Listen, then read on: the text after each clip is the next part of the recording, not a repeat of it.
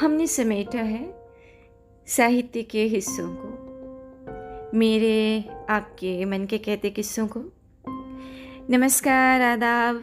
मैं हूँ किश्वर अंजुम और लेकर आई हूँ श्री अब्बास पठान के कहानी संग्रह बरज़ख से एक रचना जिसका शीर्षक है चर्म रोग। साल की पहली सुबह थी। तेजपाल अपने ऑफिस के कक्ष में आराम से कुर्सी पर कमर टिकाए बैठा था। तभी एक कुरियर आया। उसने कुरियर खोला। अंदर एक ऑइंटमेंट था और एक साबुन भी। भेजने वाले का पता नहीं लिखा था, सिर्फ नंबर लिखे थे। फ़ोन की रिंग बजी। नंबर अनजान था। तेजपाल ने कमर थोड़ी सी सीधी करके फ़ोन कान पर लगाया। Hello. Happy new year sir. Same to you. आप कौन? मैं अतुल बात कर रहा हूँ। अतुल? माफ़ कीजिए, मैंने आपको पहचाना नहीं। पहचान जाएंगे सर। आपको होने वाली नई शादी के लिए भी अग्रिम बधाई। व्हाट शादी? और मेरी? आपने गलत नंबर डायल किया है। कृपया नंबर जांच करके कॉल करें। Have a good day. Tejpal ने फ़ोन कट कर दिया और ऑफिस की फाइलें खंगालने लगा। कुछ ही देर बाद फिर से फ़ोन बजा। स्क्रीन पर वही नंबर था। तेजपाल ने कॉल रिसीव करके सीधा पूछा, आपने किसको कॉल किया है? अतुल बोला, आप मिस्टर तेजपाल बोल रहे हैं ना? तेजपाल बोला, हाँ मैं तेजपाल वही बात कर रहा हूँ, लेकिन आपको मैंने पहचाना नहीं। और ये आपसे किसने कह दिया कि मैं शादी करने वाला हूँ? I am married already. चलो अब रखो फ़ोन, बेकार में समय नष्ट नहीं करना। इतना कहकर तेजपाल ने फ़ोन कट कर दिया और उस कुरियर को देखने लगा जो अभी आया था। बॉक्स पर लिखा नंबर देखा, एकदम से चौंक गया। अरे, ये तो वही नंबर है जो अभी आया था। लेकिन है कौन? और इसने मुझे एंटी एलर्जिक सोप और मलहम क्यों भेजा है? फ़ोन वापस घुमाया। कौन हो तुम? और ये क्या मजाक है? अतुल बोला, मैं हकीम हूँ, आपको चर्म रोग की समस्या से मुक्त करवाना चाहता हूँ। तेजपाल गुर्राते हुए बोला, बकवास बंद कर, मुझे कोई रोग नहीं है। रोगी तो तू लग रहा है मुझे। सीधे सीधे अपने असली रूप में आ जा, वरना 2 मिनट लगेंगे खवलात में सड़ता हुआ मिलेगा। कमिश्नर मेरा दोस्त है, ये बेहुदा मजाक तुझे भारी पड़ जाएगा। अतुल ने जवाब दिया, आप कमिश्नर को कहकर मुझे जेल में डलवा दीजिए, लेकिन आपका चर्म रोग तो मैं ठीक करके रहूँगा। आपको शादी करने की ज़रूरत है, वो मैं करवा कर रहूँगा। तेजपाल सोचने लगा, ये कौन पागल है, पुलिस से भी नहीं डर रहा। बोला, देख भाई, मुझे कोई चर्म रोग नहीं है। मेरी शादी हो चुकी है, बच्चे हैं मेरे। क्यों दिमाग खुजा रहा है सुबह सुबह? अतुल बोला, कोई बात नहीं, पहले शादी, फिर तलाक, उसके बाद फिर शादी, ये सब तो चलता रहता है। मुझे सिर्फ ये पता है कि आपकी शादी होने वाली है। मुझे ज़रूर इनवाइट करिएगा सर। आखिर मैं ही तो हूँ जिसकी वजह से आपकी दूसरी शादी संभव हो पाएगी। तेजपाल गुस्से से चिल्लाते हुए बोला, Who the hell are you rascal? Blackmail करने की कोशिश कर रहा है मुझे? अतुल आराम से बोला, चिल्लाइए मत सर, आपको ब्लैकमेल नहीं कर रहा, न मुझे कुछ भी आपसे चाहिए। तेजपाल कुर्सी से खड़ा हो गया और बोला, तो है कौन? नाम बता अपना। अतुल बोला, सर मैं अतुल, रेणुका का हस्बैंड। रेणुका जो आपकी कंपनी में काम करती थी। इतना सुनते ही तेजपाल के होश उड़ गए। सोचने लगा, रेणु के पति का आज अचानक कॉल कैसे आ गया? कहीं रेणु के पति को सब कुछ पता तो नहीं चल गया? दूसरे ही पल तेजपाल ने अपने व्याकुल हो चुके मन को शांत करते हुए मन ही मन सोचा, पता चल भी गया तो मेरा क्या उखड़ जाएगा। मैंने कौन सा उसके साथ जोर ज़बरदस्ती की है? तेजपाल ने थोड़ा तेज आवाज में पूछा, अतुल, ये तुम इस तरह से क्यों बात कर रहे हो? अतुल ने बड़े ही शांत लहजे में जवाब दिया, सर, मैंने अपनी पत्नी को तलाक दे दिया है। बस ये इन्फॉर्म करने के लिए कॉल किया है। अब आप उससे शादी कर सकते हैं। मेरे 2 बच्चे हैं, उन्हें भी आप ही रख लीजिएगा। तेजपाल को जोरदार झटका लगा। उसके पैर कांपने लगे, ब्लड प्रेशर कम होने लगा। खड़ा था, कुर्सी पर बैठ गया। समझ नहीं आया क्या प्रतिक्रिया दे। उसने फौरन फ़ोन कट कर दिया और जेब से एक टेबलेट निकालकर मुंह में रखी एवं पास में रखा पानी का गिलास उठाकर गटक लिया।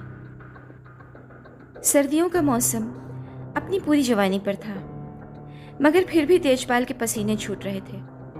उसे अपने द्वारा इस्तेमाल किया गया एक एक द्व्यर्थी संवाद याद आने लगा जो उसने रेणु के लिए इस्तेमाल किए थे। उसे अपने द्वारा की गई प्रत्येक ओछी हरकत याद आने लगी। रेणु को ऑफिस में जानबूझकर देर तक रोके रखना, हर रोज़ घर ड्रॉप करने के ऑफर देना, आते जाते घूरना, आधी आधी रात को व्हाट्सएप पर मैसेजेस भेजना, ऑनलाइन क्यों है, ऑफलाइन क्यों है, ये पूछते रहना, कपड़ों पर टिप्पणी, चलने पर टिप्पणी, उठने बैठने और बोलने पर टिप्पणियाँ करना उसे याद आ रहा था। तेजपाल का दिमाग भन्नाटे मारने लगा था। वो सोचने लगा, इसका हस्बैंड अतुल दिखने में एकदम सीधा साधा लगता है, लेकिन इस कदर पागल निकलेगा ये मैंने नहीं सोचा था। भला इतनी सी बात में कोई अपनी पत्नी को तलाक देता है? इतनी सी बात में कोई अपने बच्चों को छोड़ देता है? और ये सनकी आदमी अब मुझसे क्या चाहता है? रेणु को तो इस्तीफा दिए हुए 6 महीने हो चुके हैं। इतने दिनों बाद आज अचानक ये पृष्ठ कैसे खुल गया? चलो कोई बात नहीं, मेरी वजह से हुआ सब। मैं रेणु को खर्चा दे दूंगा। खर्चा देने तक तो ठीक है, मगर वो मुझसे रेणु की शादी परवाने हुए की बात क्यों कर रहा है? मेरी पत्नी को पता चल गया तो मैं मर जाऊंगा। हे भगवान, कहाँ फंस गया? तेजपाल के दिमाग में कई सारे प्रश्न चल रहे थे। तभी फिर से रिंग बजी। तेजपाल ने कॉल डिस्कनेक्ट कर दिया। फिर से रिंग बजी। तेजपाल ने उठाया नहीं। रिंग पर रिंग बजती रही। आखिर तेजपाल ने कॉल रिसीव किया और बोला, मुझसे क्या चाहते हो तुम? अतुल बोला, मैं क्या चाहता हूँ? कुछ भी तो नहीं।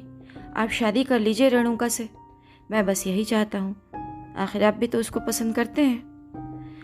तेजपाल का दिल अनहोनी आशंका से धक धक कर रहा था। ठंडे लहजे में समझाते हुए बोला, देखो अतुल, जैसा तुम सोच रहे हो वैसा कुछ नहीं था मेरे और रेणुका के बीच। तुम्हें कोई बहुत बड़ी गलतफहमी हुई है। अतुल ने 2 टूक जवाब दिया, मुझे सब बातें पता है सर, कुछ भी छुपा हुआ नहीं है मुझसे। आप तो शादी की तैयारियां कीजिए, मैं शाम को आपके घर आ रहा हूँ। आपकी पत्नी को भी तो आखिर समझाना पड़ेगा ना कि क्यों तेजपाल सर की ज़िंदगी का पार्ट 3 होना शुरू करना ज़रूरी है। मैं आपकी पत्नी और बच्चों को तलाक के फ़ायदे अच्छे से समझा दूंगा, क्योंकि मैंने तो तलाक का स्वाद चखा है। और इतना कहकर अतुल ने कॉल कट कर दिया। इस बार कॉल अतुल की तरफ से कट हुआ था, यानी जो बात उसने कही है उस पर फाइनल मुहर लगाई है। अर्थात आज शाम वो घर में घुसकर क्लेश करने वाला है। तेजपाल के जहन में तनाव पैदा करने वाले विचारों के जाले तेजी से बन रहे थे। ओह गॉड, बहुत बड़ी समस्या हो गई। अतुल यदि घर आ गया तो बहुत बड़ी मुसीबत खड़ी हो जाएगी। क्या करूं? पुलिस को शिकायत कर दी तो मामला तूल पकड़ लेगा। ऐसा करता हूं, मैं खुद अतुल से मिलने उसके घर चला जाता हूं। सामने बैठकर बात करूंगा तो हो सकता है उसके समझ में आ जाए। ये बहुत बड़ा रिस्क होगा, लेकिन लेना पड़ेगा। अगर ये रिस्क नहीं लिया तो वो घर आ जाएगा। आज घर आएगा, कल ऑफिस आकर बखेड़ा खड़ेगा। इस तरह से तो मेरी सामाजिक प्रतिष्ठा धूमिल हो जाएगी। तेजपाल ने हिम्मत करके अतुल के घर जाने का विचार किया। उसने अपनी इनोवा कार निकाली और उस इलाके में पहुंच गया जहाँ बिल्डिंग की दूसरी मंजिल पर बने छोटे से फ्लैट में अतुल अपने परिवार सहित किराए में रह रहा था। तेजपाल ने दरवाज़ा खटखटाया। कुछ क्षणों में दरवाज़ा खुल गया। देखा, सामने अतुल खड़ा था।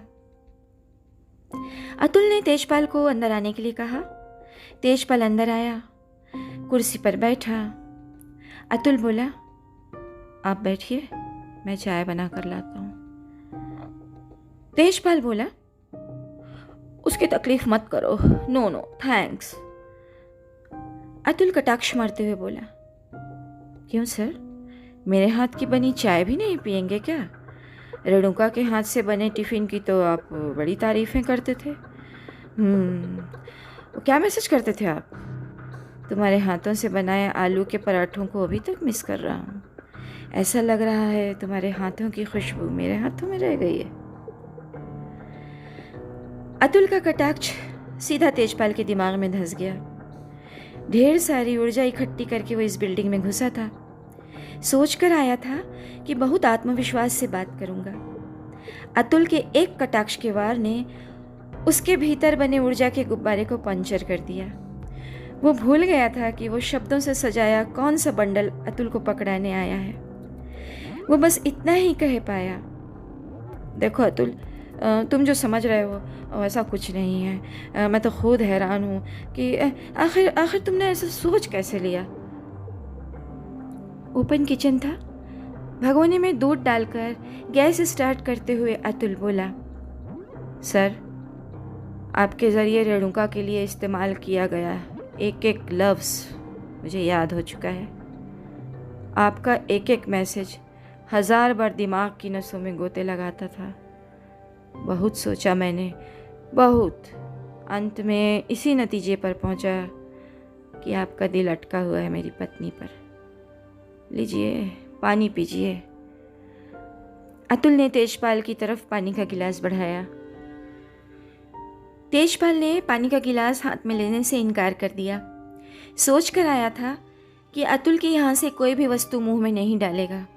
क्या भरोसा, कुछ गलत मिलाकर खिला दे। तेजपाल बोला, नहीं नहीं नहीं, मुझे प्यास नहीं है। अतुल ने कहा, अरे क्या सर, पानी भी नहीं पियेंगे क्या? रेणुका से तो आप कहते थे तुम्हें देखते ही मुझे प्यास लग जाती है। क्या मुझे देखकर प्यास नहीं लगती आपको? तेजपाल के होश उड़ चुके थे। उसे लगा यहाँ आकर बहुत बड़ी गलती कर दी है। शायद ये जीवन की सबसे बड़ी गलती है। उसने अपनी कोट की जेब पर हाथ रखकर खुद को आश्वस्त किया। हाँ हाँ, गन सही जगह पर है। अगर ये अटैक करेगा तो जवाब में अटैक करना पड़ेगा।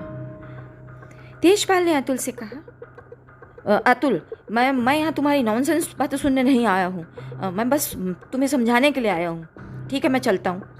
तुम्हारा घर है, तुम्हारी लाइफ है, जो मर्जी तुम करो। इतना कहकर तेजपाल उठ खड़ा हुआ।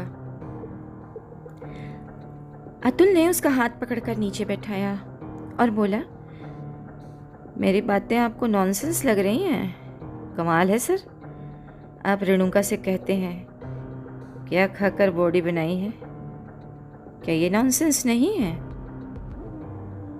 पसीने से तरबतर तेजपाल ने अपना हाथ कोट की जेब में डालकर गन पकड़ ली थी।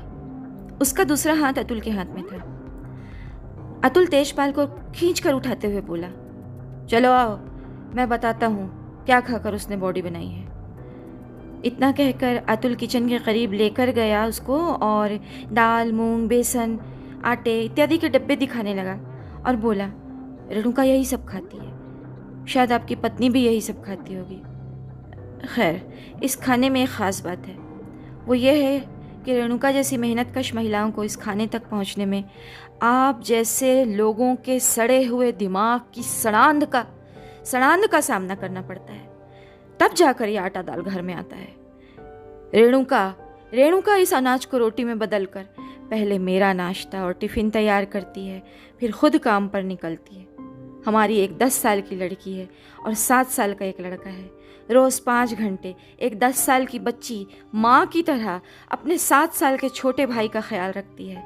पता है क्यों? क्योंकि मेरी आधी सैलरी गांव जाती है मम्मी पापा के पास, ताकि वे आराम से जी सकें। बाकी बची सैलरी से इस फ्लैट का किराया निकलता है, बच्चों की ज़रूरतें पूरी होती हैं, थोड़ी बचत हो जाती है, और जो सैलरी रेणुका लेकर आती है उससे उससे घर का आटा दाल आता है। अब आप समझ गए होंगे क्या खाकर बॉडी बनाई है रेणुका ने। अब मैंने उसे तलाक दे दिया है ताकि आप उससे शादी कर सकें। आप जैसे बड़ा आदमी उससे शादी करेगा तो उसकी ज़िंदगी में कोई कमी नहीं रह जाएगी। मुझे पता है आपकी पत्नी नहीं मानेगी, लेकिन मैं आपकी पत्नी से बात करके उसे मनाने का प्रयास ज़रूर करूँगा। मुझे बस आपकी और रेणुका की शादी होते हुए देखनी है। अतुल की बातें सुनकर तेजपाल की सिट्टी पिट्टी गुम हो चुकी थी। उसे लगा वो मर गया है। जेब में रखी गन को छोड़कर वो वहीं नीचे आंगन में अतुल के सामने हाथ जोड़कर बैठ गया और बोला, प्लीज़ मेरी पत्नी से कुछ मत कहना, मैं मर जाऊंगा, मेरा परिवार बिखर जाएगा। बहुत भरोसा करती है वो मेरे चरित्र पर, मैं उसके विश्वास को तोड़कर जी नहीं पाऊंगा। मेरी बेटी है 18 साल की, उससे नज़रें कैसे मिला पाऊंगा। मैंने गलती की है, मैं मानता हूँ, लेकिन मैंने रेणुका को कभी हाथ भी नहीं लगाया। विश्वास करो, वो बहुत अच्छी और नेक महिला है। उसने मेरी बदनीयती से तंग आकर नौकरी छोड़ी है, उसने खुद इस्तीफ़ा दिया है। यदि वो गलत होती तो खुद इस्तीफ़ा नहीं देती। मेरी गलती है अतुल, तुम मुझे सज़ा दो, लेकिन मेरे परिवार को तोड़ने की बात मत करो, मैं हाथ जोड़ता हूँ। अतुल बोला, यानी अग्नि परीक्षा से गुजर कर दिखा देने की जिम्मेदारी औरत पर ही है। रेणुका ने अच्छी खासी नौकरी से इस्तीफ़ा दे दिया। उसकी नीयत में भी खोट होती तो इस्तीफ़ा ना देती, यही कहना चाह रहे हो ना? अच्छा, आप अपनी पत्नी को कैसी अग्नि परीक्षा दोगे? कंपनी से संन्यास लेकर, कंपनी बेचकर, या कंपनी दान करके? यदि महिलाएं अग्नि परीक्षा लेने पर उतर जाएं तो सुबह से शाम तक आप कहाँ थे, इस मसले पर हर रोज़ अग्नि परीक्षा कैसे देंगे? तेजपाल के हाथ अभी भी जुड़ी हुई मुद्रा में ही थे। वो गिड़गिड़ाते हुए बोला, तुम्हारी किसी बात का जवाब मेरे पास नहीं है। मैं अपनी गलती स्वीकार करता हूँ। इस पाप का जिम्मेदार केवल मैं हूँ और कोई नहीं है, ना मेरा परिवार ना तुम्हारा परिवार। मेरी जेब में गन है, तुम चाहो तो मुझे गोली मार दो। तेजपाल के शरीर के साथ उसकी आत्मा ने भी आत्मसमर्पण कर दिया था। रावण का भी यही किस्सा था, किंतु उसकी आत्मा ने अंत तक आत्मसमर्पण नहीं किया था। तभी दरवाजे से रेणुका अंदर आई। उसके साथ 2 बच्चे थे। उसने अंदर आते ही देखा कि तेजपाल सर नीचे ज़मीन पर हाथ जोड़े बैठे हैं। उसे बड़ा ताज्जुब हुआ कि आखिर ये हो क्या रहा है। आते ही वो बोली, अरे सर, ये क्या, आप इस तरह से नीचे क्यों बैठे हैं? तेजपाल ने अपने जुड़े हुए हाथ रेणुका की तरफ घुमा लिए और बोला, मुझे माफ़ कर दो रेणुका, मेरे मन में तुम्हारे लिए गलत विचार आए। मैंने तुम्हारे साथ छिछोरी हरकतें करने का प्रयास किया। बहुत गलत हूँ मैं, प्लीज़ मुझे माफ़ कर दो और एक दूसरे को तलाक मत दो। रेणुका के आश्चर्य का कोई ठिकाना नहीं रहा। वो बोली, तलाक? हम कहाँ तलाक लेने जा रहे हैं? तभी अतुल तेजपाल को उठाते हुए बोला, उठ जाइए सर, तलाक वाली बात यूं ही गप्प थी। दरअसल रेणुका ने मुझे सब कुछ बता दिया था। मेरे कहने पर ही उसने इस्तीफ़ा दिया था। मैंने बहुत कोशिश की कि मन पर उठी चिंगारी पर मिट्टी डाल दूं, लेकिन चिंगारी बुझने का नाम नहीं ले रही थी। आप एक महिला की चमड़ी को अनैतिक तरीके से छूना चाहते थे। यही वो चर्म रोग है जो अनगिनत मर्दों में पाया जाता है। मैं बस आपको रियलाइज़ कराना चाहता था। आपको सत्य का बोध कराने हेतु मैंने तलाक वाली कहानी बनाई। आपको एहसास हो गया, बस मैं सफल हुआ। आपसे कोई बदला नहीं लेना, आपकी कहीं शिकायत नहीं करनी, आपको कहीं पर भी बदनाम नहीं करना। सच ये है कि हम में आपसे लड़ने की हिम्मत ही नहीं है, ना वक्त है और ना ही संसाधन है। हमारी सिर्फ एक ही लड़ाई है जो हमें मरते दम तक लड़नी है। वो है घर की ज़रूरतें पूरी करने की लड़ाई। बहुत सी ज़रूरतें अधूरी हैं, फिर भी हमारे पास जो है हम उसमें बहुत खुश हैं। आप भी खुश रहिए आपके पास जो है उसमें। आपके प्रयास से हमारे खुशियों भरे संसार में आग लग सकती थी, बस यही एहसास दिलाना था आपको। अतुल की बात सुनकर तेजपाल को लगा जैसे वो मरकर फिर से जिंदा हो गया। कोई बुरा ख्वाब देखा और अचानक से आँख खुल गई। ये कहानी इतनी ही। अभी आप सुन रहे थे अब्बास पठान जी की लिखी एक रचना जिसका शीर्षक है चर्म रोग। मैं हूँ किशोर अंजुम, यह है चैनल कथा कस्तूरी। फिर मिलते हैं किसी और कहानी में, तब तक के लिए इजाज़त दीजिए। अलविदा।